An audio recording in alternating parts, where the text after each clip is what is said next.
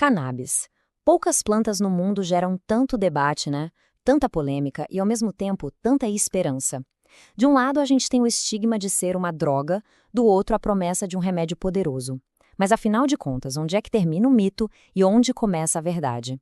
Para a gente entender isso, o melhor é deixar a ciência guiar o caminho. Essa é aquela pergunta, né? A que divide opiniões no almoço de domingo e em debates no Congresso. Mas sabe, a ciência mostra pra gente que a resposta não é um simples sim ou não. A verdade mesmo está escondida, bem na química complexa dessa planta. E é exatamente aqui que o mistério começa a fazer mais sentido. A cannabis sativa não é uma coisa só. Pensa nela como uma espécie de farmácia natural que tem mais de 100 compostos ativos. E são esses compostos, os canabinoides, os verdadeiros protagonistas da história toda, cada um deles com um papel diferente. Ok, então, canabinoides. A palavra pode até soar meio complicada, mas entender o que eles são é o primeiro passo para a gente conseguir separar o que é ciência do que é achismo. Então vamos lá desvendar isso. De um jeito bem simples, um canabinoide é qualquer substância que consegue se conectar, se encaixar em receptores específicos que a gente tem no corpo. E aqui vem a parte mais maluca.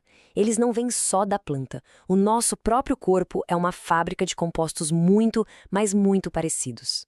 E isso nos leva a 3 grandes grupos. Primeiro, os fitocannabinoides, que vêm da planta, como os mais famosos, o THC e o CBD. Depois, os endocannabinoides, que são produzidos pelo nosso corpo naturalmente, como a anandamida. E olha só, existem até os sintéticos, que são criados em laboratório. É incrível pensar que a gente já nasce com um sistema prontinho para eles, né? E aqui está a diferença crucial entre os dois mais conhecidos. De um lado, o THC, o responsável pelo efeito psicoativo, pela euforia. Do outro, o CBD, que não tem nada a ver com isso. Pelo contrário, o CBD é estudado por suas propriedades anti-inflamatórias, por ajudar na ansiedade, e ele pode até mesmo suavizar os efeitos do THC. É como se fossem 2 irmãos com personalidades totalmente opostas morando na mesma casa. A existência desses compostos na planta levantou uma pergunta meio óbvia, que acabou levando a uma das descobertas mais importantes da biologia moderna. Exato. Por que é que substâncias de uma planta se encaixam tão perfeitamente como uma chave na fechadura da nossa biologia? A resposta, pasmem, não está na planta, está dentro de nós e revela um sistema interno que a maioria das pessoas nem sonha que existe. A resposta é porque nós temos um sistema endocannabinoide. Pensa nele como um grande maestro do nosso corpo, que garante o equilíbrio de tudo.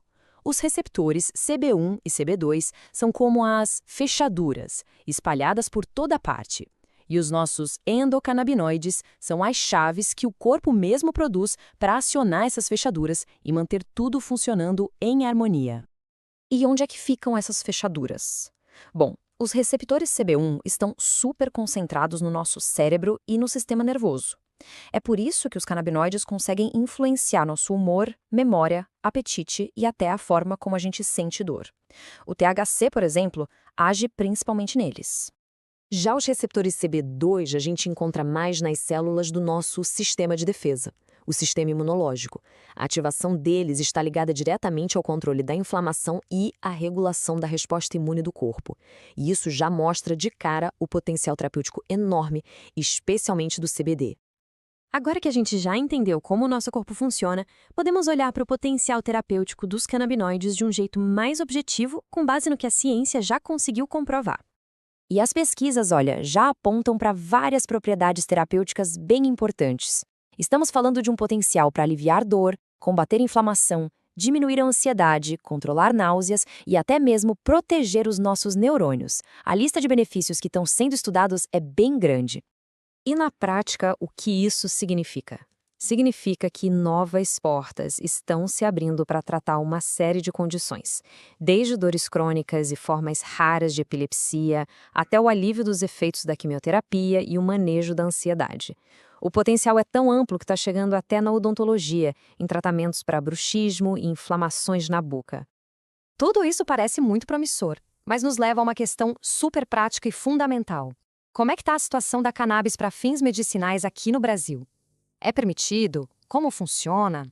Pois é, no Brasil, a regulamentação foi avançando aos poucos. Tudo começou lá em 2006 com uma lei que já previu o uso medicinal.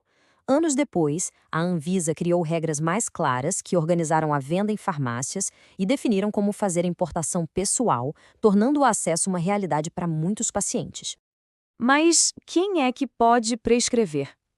A lei é bem clara nesse ponto. Apenas médicos e cirurgiões dentistas, para uso odontológico, claro, podem receitar produtos à base de cannabis. Isso é fundamental para garantir um acompanhamento profissional e seguro para quem precisa do tratamento. Da demonização à ciência, do proibido ao regulamentado, fica bem claro que a cannabis é muito mais do que um rótulo só. É um universo químico que conversa diretamente com um sistema supercomplexo dentro da gente. Com a ciência avançando cada vez mais e a lei tentando acompanhar, a grande questão que fica é: qual será o próximo capítulo dessa história aqui no Brasil?